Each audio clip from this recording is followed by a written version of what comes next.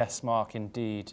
But we do come to a close on that and move over to the continent of Africa for our next story, where Islamic State-backed rebels killed 38 people in an attack on a church in eastern Congo on Sunday.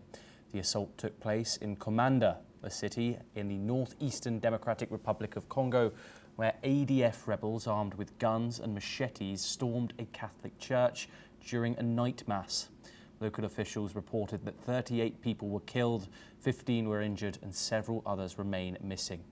Human rights activist Christopher Moyanduru, who was present at the scene, said the victims were mainly Christians targeted in the church, with some killed by machetes and others by gunfire.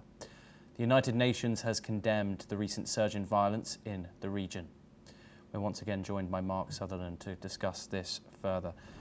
Mark, what does this terrible attack on this Catholic church in Komanda tell us about the current state of security in the Democratic Republic of Congo? I think these events are just awful, and this is extremely tragic. What it says is that you and I, like the rest of the world, we have to pay far more attention to what is happening in this incredible, within our Africa, in this great continent. We have to pay attention. I think it's extremely sad. And again, what it rises, we have to look at ISIS, you have to look at their ideology. I believe, if I've got my history right, that they were pushed out of Uganda when the Uganda military then came against them, and then they went into the Congo.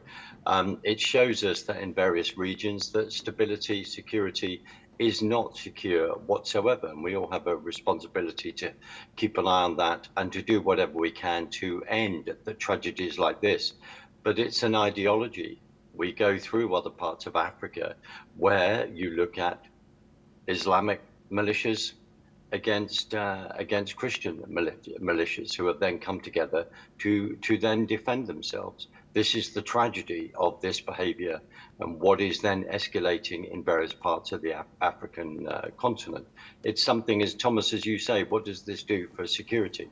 It raises that we have to keep an eye and work out how we can then end, as I say, tragedies like this that are happening too regularly.